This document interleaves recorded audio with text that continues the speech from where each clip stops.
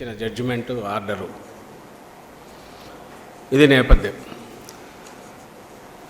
ఇది ఎందుకు ఇప్పుడు దీని గురించి మాట్లాడుతున్నామంటే, నారా చంద్రబాబు నాయుడు అనే వ్యక్తి ఆయన దేనికైనా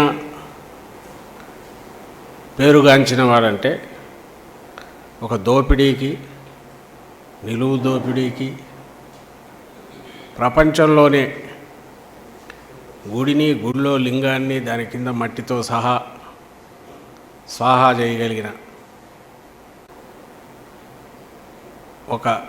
అది క్లాసికల్ పద్ధతిలో చేయగలిగిన నేరస్తులు ఎవరైనా ఉంటే వాళ్లకు నాయకుడిగా ఉంటాడని చెప్పడానికి పనికొచ్చే క్లాసిక్ కేసు అది. ఆ రోజు జరిగింది 2007లో రాజశేఖర రెడ్డి గారు ఆయన వచ్చినాకంటే 2004లో రాజశేఖర రెడ్డి గారి ప్రభుత్వం వచ్చాక దాని మీద విచారణ సంఘాన్ని వేసి వాస్తవాలు వెలికి తీసి సరిదిద్దినందువల్ల ఆ స్కామ్ అక్కడ ఆగిపోయింది. లేకపోతే అది మెటీరియలైజ్ ఉంటే అది దాని వాల్యూ ఎంత, స్టేట్కి ఎంత నష్టం జరిగేది అంటే ఊహించలేనంత అని ఇప్పటికి అర్థమవుతుంది. ఆ రోజుల్లోనే అది చాలా అతిపెద్ద భారీ స్కామ్, కుంభకోణము, కుట్ర అని అప్పట్లోనే వార్తలు వచ్చాయి. అందులోనూ స్ట్రెయిట్ బ్లాక్ అండ్ వైట్, అంటే ఎలాంటి 20 మంది 50 మంది ఉన్న కుట్ర కాదు, లేక వ్యవస్థలో ఉండే లోపాలను వాడుకొని ఆ గడ్డి స్కామ్ గోదాన్లా కాదు, కింది వరకు అవినీతి జరిగింది కాదు. ఒక్క వ్యక్తి రాష్ట్రానికి నాయకత్వం వహిస్తున్న, ప్రభుత్వానికి హెడ్గా ఉన్న, పెద్దగా ఉన్న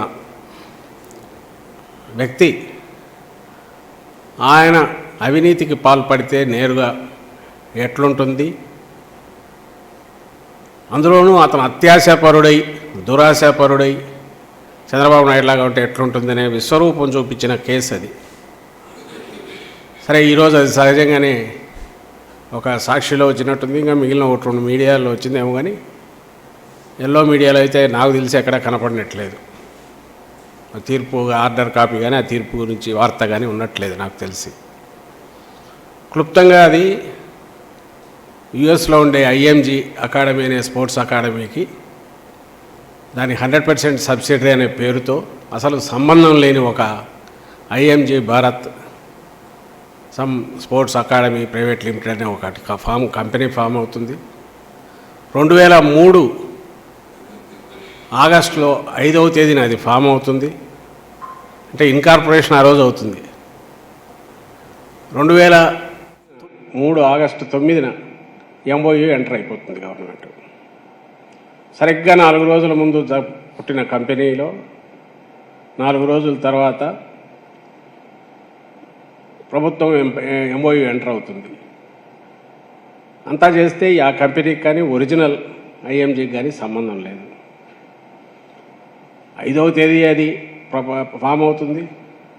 6వ తేదీ ఇమ్మీడియట్ ప్రపోజలు, దాని మీద జీవో ఒకటి సర్క్యులర్ రిలీజ్ అవుతుంది. చీఫ్ సెక్రటరీ 4 మంత్రులు సంతకాలు చేస్తారు. 9వ తేదీ ఎంఓయూ ఎంటర్ అవుతారు.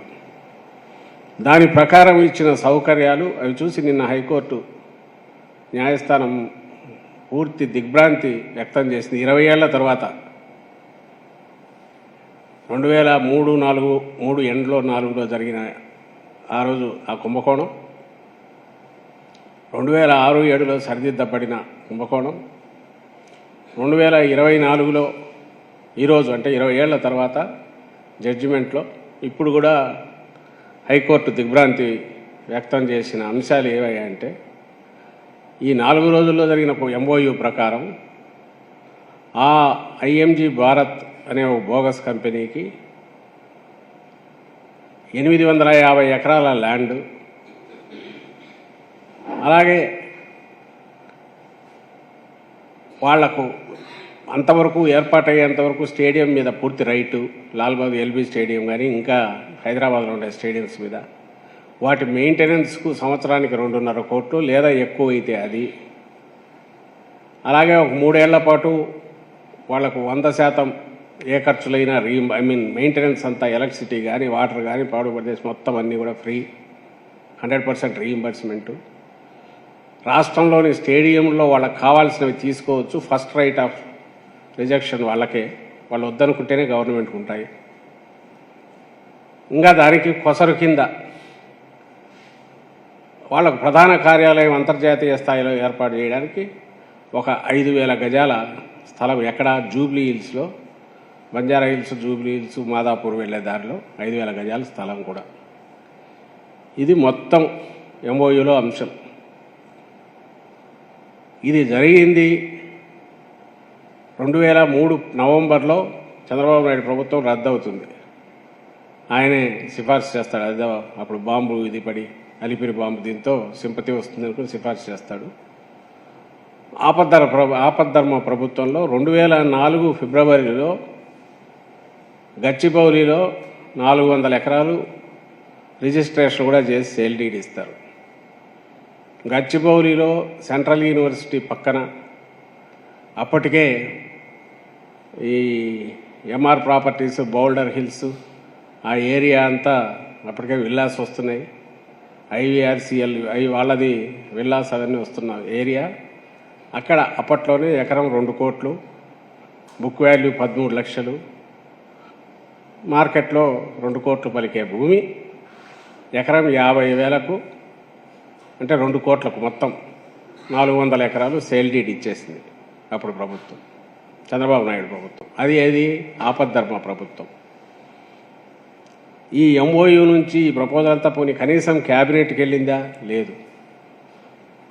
కేవలం అంతకుముందు మంత్రులు సంతకాలు చేసి ఎంఓయూ ఆధారంగా జరిగిన ట్రాన్సాక్షన్లో, ఆ ప్రాసెస్లో ఫిబ్రవరిలో ఇది 400 ఎకరాలు సేల్ డీడ్ చేస్తారు. ఇంకొక 450 ఎకరాలు మామిడిపల్లి, అంటే మీకు ఇంకా అందరికీ తెలిసిన ఏరియా ఎక్కడంటే ఎయిర్పోర్ట్ నుంచి శ్రీశైలం రోడ్డు వైపు బయటికి ఎగ్జిట్ వచ్చిన దగ్గర పక్కన, అక్కడ 450 ఎకరాల అగ్రిమెంటు. అది లక్కీగా అది అప్పుడు సేల్ డీడ్ కాలే. సో మొత్తం 850 ఎకరాలు. మీ అందరికీ తెలుసు. ఇప్పుడు ఒకవేళ మనం రాష్ట్రం విడిపోయినా కూడా హైదరాబాద్లో ఏ ఏరియా ఎంత వాల్యూని అందరికీ తెలుసు. ఇప్పుడు అప్పటికే ఫైనాన్షియల్ డిస్ట్రిక్ట్ మొదలైంది అండ్ రింగ్ రోడ్డు ప్లానింగ్లో ఉంది. ఎయిర్పోర్ట్ లొకేషన్ తెలుసు, ఫలానా చోట వస్తుందని. ఇదంతా తెలిసిన సమయంలో 850 ఎకరాలు, అందులో 400 ఎకరాలు సేల్ డీడ్ కూడా చేసి ఇచ్చేసిన స్కామ్ ఇది. ఈ 400 ఎకరాల వాల్యూ అప్పట్లోనే 800 కోట్లు నుంచి 1000 కోట్లని అనుకున్నారు 2003-04లో. ఇప్పుడు అక్కడ ఎకరం 100 కోట్ల దాకా ఉంది. అందరికీ తెలుసు, మీకు తెలుసు, అక్కడ హైదరాబాద్ వాళ్ళకి తెలుసు, ఏపీలో వాళ్ళకి తెలుసు. అంటే దాదాపు ఇదే ఈ 400 ఎకరాల ఇదే దాదాపు 40,000 నుంచి 50,000 కోట్లు, అవతల కలిపితే 80,000 నుంచి 1,00,000 కోట్ల ప్రాపర్టీకి 20 ఏళ్ల క్రితం స్కెచ్ వేసిన ఘనాపాటి, గజ దొంగ, ఏదైనా పేర్లు పెట్టుకోవచ్చు. అంటే అవన్నీ ఆ నిర్వచనాల్లో కూడా ఆయన ఫిట్ ఇన్ అవుతాడని నేను అనుకోను. ఎందుకంటే ఇంత స్కెచ్ ఎవడు మామూలు వాడు వేయలేడు. అది కూడా ఎప్పుడు ఆపద్ధర్మ ప్రభుత్వంలో, అది కూడా ఎప్పుడు ఆ కంపెనీకి ఉనికి లేదు, ఏ ఇంటర్నేషనల్ కంపెనీతో సంబంధం లేదు, and due process, minimum due process కూడా చేయకపోగా ఇంకా చాలా ఇంకా ఏమేమి ఇవ్వచ్చు అని చెప్పి అన్నీ కూడా కొసర్ల కింద నేను ఇంతకుముందు అన్నట్టు మళ్ళీ మెయింటెనెన్స్కు, మళ్ళీ టిప్పులాగా దాన్ని ఏమంటారు రీయింబర్స్మెంట్ ఆఫ్ ఎలక్ట్రిసిటీ, ఇవన్నీది మళ్ళీ 5,000 గజాలు జూబ్లీస్లో, దట్ ఇట్ సెల్ఫ్ అదే ఇప్పటికే 100 కోట్లు, 200 కోట్లు, 300 కోట్లు అదే ఆఫీస్కు. ఇది ఆ కంపెనీకి చేసింది. దాంట్లో ఎవరూ తలా తోకలేదు. అదృష్టవశాత్తు ఆయన వెళ్ళిపోయాడు. రాజశేఖర రెడ్డి గారు వచ్చారు. రాగానే ఆయన ఎంక్వైరీ చేసి ఆయనకున్న ఔదార్యం వల్ల ఆ స్కామ్ దాన్ని సెట్ చేశాం కదా, కరెక్ట్ చేశాం కదా, ఆస్తి ఎంత వచ్చిందని చెప్పి దాని మీద ఫర్దర్ ప్రొసీడ్ కాలే. పోనందుకు కూడా హైకోర్టు క్వశ్చన్ చేసింది, ఇంత జరిగితే గవర్నమెంట్ ఎందుకు చేయలేదని. అది ఆయన ఔదార్యం ఆ రోజు, లేకపోతే అప్పుడే ఈయన ఊచలు లెక్క పట్టాల్సి వెళ్లాల్సిన వాడు చంద్రబాబు నాయుడు. ఇది ఆ రోజు కేసు జరిగింది. ఇక్కడ చెప్పదలుచుకుంది ఏదంటే, మీకు ఆ రోజు నుంచి ఆయనకు మళ్ళీ అవకాశం వచ్చి 2014-19లోనే. అప్పట్లోనే ఆయన ఎలాంటి స్కెచ్ వేశాడనేది ప్రూవ్ చేసి జాతీయ స్థాయిలో అంతర్జాతీయ స్థాయిలో కూడా ఒక ఎప్పటికైనా హిస్టరీలో నిలిచిపోయిన స్కామ్స్టర్ ఎవరైనా ఉన్నారంటే అలాంటి అతి కొద్ది మందిలో ఈయన పేరు కూడా పెట్టగలిగిన, చంద్రబాబు నాయుడు పేరు పెట్టగలిగినంత ఘనత అప్పట్లోనే సాధించిన వ్యక్తి. అప్పటికి ఇప్పటికీ ఏమీ మారకపోగా అంతే క్రూడ్గా అలాగే చేస్తున్నాడనేది మనకు కూడా 2014-19 మధ్య కూడా ఆయన అదే నైజం చూపించాడు. సేమ్ అదే టైపు. పూర్వం దొంగలు ముఠాలు ఏమైనా పడితే వాటికి ఒక ఎట్లా వ్యవహరించే వాళ్ళని దాన్ని బట్టి పలానా వాళ్ళని కనుక్కునే వాళ్ళంట. ఈ స్కామ్స్ చూస్తే ఇది చంద్రబాబు నాయుడు అని చెప్పి మార్క్ ఇప్పుడు కనపడుతున్నాయి. 2014-19 మధ్య మీరు చూస్తే స్వభావం సేమ్. అమరావతిలో స్టార్టప్ ఏరియా, కోర్ ఏరియా 1700 ఎకరాలు. 1700 ఎకరాలు ఏదో ఊరు పేరులోదో ఉందో ఒక కంపెనీ పట్టుకొచ్చేసి వాటికి ఒక బోగస్ దీని తరపున ముందు పెట్టి 1700 ఎకరాలు అప్పనంగా వాటికి కోర్ ఏరియా. వాటికి ఇచ్చిన కన్సెషన్స్ ఏంటయ్యా అంటే, ఈ 1700 ఎకరాలు కోర్ ఏరియా పక్కనే అడ్మినిస్ట్రేటివ్ ఏరియా రావాలి. ఏమేమి వస్తాయి అందులో? Chief minister residence, governor residence, assembly, secretariat. అంటే కోర్ మొత్తం అడ్మినిస్ట్రేటివ్ హార్ట్, బ్రెయిన్ ఏది ఉంటుందో అది ఈ స్టార్టప్ ఏరియా 1700 ఎకరాల పక్కన రావాలి. ఇది డెవలప్ అయిన తర్వాతనే మిగిలినవన్నీ కావాలి. అలాగే దానికి అవసరమైన ఇన్ఫ్రాస్ట్రక్చర్ అంటే రోడ్లు కానీ డ్రైన్లు కానీ మొత్తం అంతా 5500 కోట్లతో రాష్ట్ర ప్రభుత్వమే నిర్మించి ఇవ్వాలి 2 ఏళ్లలో.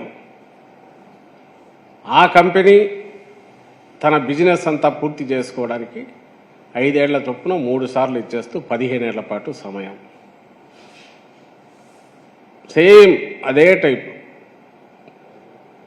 అప్పట్లో గచ్చిబౌలి, మామిడిపల్లి, హైదరాబాద్లో ఎట్లయితే 100 ఎకరాలు 400 ఎకరాలు ఇచ్చేసి ధారాదత్తం చేస్తూ ఊరు పేరు లేని కంపెనీ చేశాడు.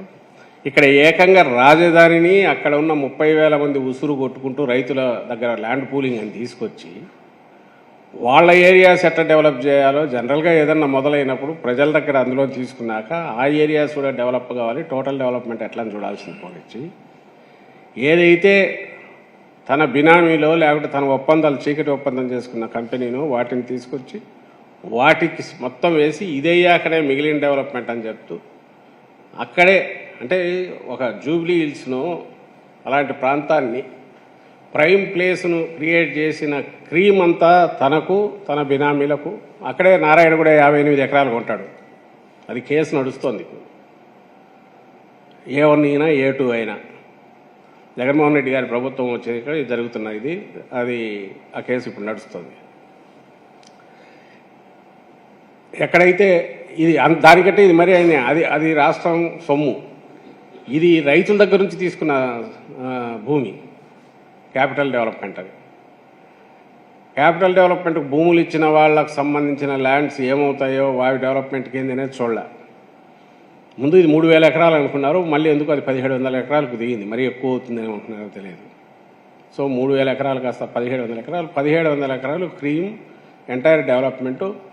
ఆయన కలలు కన్నా నిజమైతే ఇది 1,00,000 కోట్లకు 40,000 కోట్లు 50,000 కోట్లు డిపెండింగ్ అని ఎంతైనా దాని వాల్యూ పెరిగే కొద్దీ అదంతా మింగేయచ్చు అనేది ఆలోచన. ఇక్కడ సేమ్ ఎక్కడ లేని కన్సెషన్స్ అన్ని దానికే ఇచ్చి ఉల్టా ఎవరైనా డెవలప్మెంట్కి ఇస్తే ఇన్ఫ్రాస్ట్రక్చర్ వాళ్ళు వేసుకుంటారు, వేసుకొని ఎదురు ఇస్తారు. ఇక్కడ పెట్టుబడిలో పార్ట్ ఇన్ఫ్రాస్ట్రక్చర్ ఫ్రీ డెవలప్మెంటు, అమ్ముకోవడం మాత్రం అంతర్జాతీయ స్థాయి ఇది వాళ్ళు చేసుకుంటారు. దానికి అవసరమైన వాతావరణం క్రియేట్ చేయడానికి all cream administrative core area అంతా అక్కడే వస్తుంది.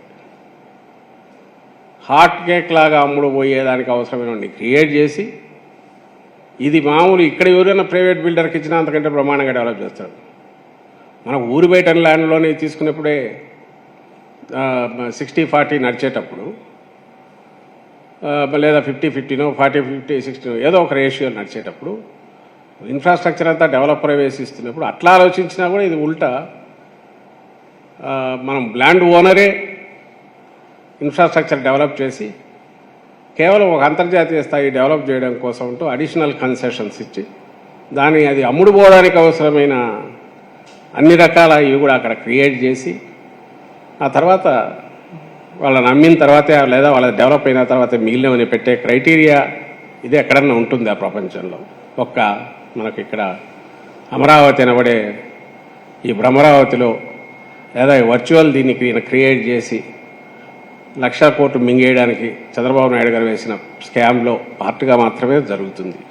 సో 2004లో 3-4లో ఏం చేశారో 2014లో వచ్చిన తర్వాత అంటే 10 ఏళ్ల తర్వాత ఆయన విశ్వరూపం, ఆయన ఆలోచనలు, ఆయన వికృతమైన దోపిడీ ధోరణి కానీ మనస్తత్వం కానీ అది ఏ రకంగా చూపించారనేది అక్కడ కనపడుతుంది. అలాంటిదే చిన్నది టిప్పు మనం అందరం ఈ మధ్యనే దేనివల్ల అయితే ఈయన అరెస్ట్ అయ్యి జైలు పాలై 60 రోజులు అక్కడికి వెళ్ళాడు చంద్రబాబు నాయుడు గారు. సీమెన్స్ స్కిల్ స్కామ్గా పేరు వచ్చింది ఈ మధ్య. సీమెన్స్ది కుంభకోణం, సీమెన్స్ పేరుతో కుంభకోణం, అది కూడా మీ అందరికీ తెలుసు. 300 కోట్ల పైగా ఎట్లా లాక్కోవాలా, ప్రజల సొమ్ము మింగేయాలనుకుని దాన్ని 10% చేసి దానికి 90% అంటే 3,000 కోట్లు సీమెన్స్ ఇస్తుందని అక్కడి నుంచి 2 దొంగలు వస్తే అసలు వాళ్ళు ఎట్లా ఇస్తారు, ఏమి ఇస్తారు, ఆ 3,000 కోట్లు గ్రాంట్ ఇన్ ఎయిడ్ కదా. గ్రాంట్ ఇన్ ఎయిడ్ అంటే పెడితేనే కదా మనం పెట్టాల్సింది, వాళ్ళు ఎంత పెడితే మనం అంత రిలీజ్ చేయాలి కదా. కాకుండా దానికి బదులుగా ఈ 10% అని ఏది ఉన్నారో అదే 100% నేరుగా రిలీజ్ చేయడం. అది చేయడానికి అవసరమైన రకంగా అవుట్ సైడ్ ఒక బయట వ్యక్తిని, ప్రైవేట్ వ్యక్తిని తీసుకొచ్చేసి అతనికి 4 పోస్టులు స్పెషల్ సెక్రటరీగా ఇంక్లూడింగ్ సీఎంఓలో సీఎం తన సెక్రటరీగా కూడా పెట్టుకొని 5 నెలల్లోనే 2014లో అధికారంలోకి, ఈసారి లాస్ట్లో అయితే ఇదవుతుంది, ఫస్ట్లోనే కొట్టేయాలన్నట్టున్నారు. 2014 జూన్లో వస్తే ఆగస్టు నుంచే మొదలవుతుంది ప్రాసెస్. 2015 ఎండ్కంతా దాదాపు పూర్తి అయిపోతుంది.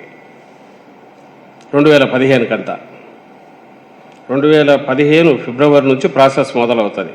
క్యాబినెట్ అప్రూవల్ డిసెంబర్ 2015 నుంచి మార్చి 2017 మధ్య 371 కోట్లు ట్యాక్సులు కూడా ఎక్స్క్లూజివ్ ఆఫ్ ట్యాక్సెస్ అన్నారు కాబట్టి 330 కోట్లు నేరుగా ఒక షెల్ కంపెనీలోకి వెళ్ళి అక్కడి నుంచి వెళ్తుంది. దానికి ట్యాక్స్లు అదనంగా ప్రభుత్వం అంటే ప్రజల సొమ్ము పే చేసి 370 కోట్లు నేరుగా పంపించేస్తారు. దానికి సంబంధించిన ఎలాంటి చెక్ చేయడము, అలాగే దానికి ముందు వాళ్ళు ఏమి ఇస్తున్నారో చూడడము, అసలు వచ్చిందా లేదా, దానికి సమంగా మనం వాటా పెడుతున్నామా లేదా ఏమి చూడకపోవడం. అసలు క్యాబినెట్లో జరిగే డిస్కషన్ ఒకటి జరుగుతుంది, జీవో ఒకటి ఇష్యూ అవుతుంది, సంబంధం లేనిది ట్రైపార్టైట్ అగ్రిమెంట్ అని ఇంకోటి చేసుకుంటారు. అంత మొత్తం కూడా శ్యామ్, పేరు మాత్రం సీమెన్స్తో ఒప్పందం.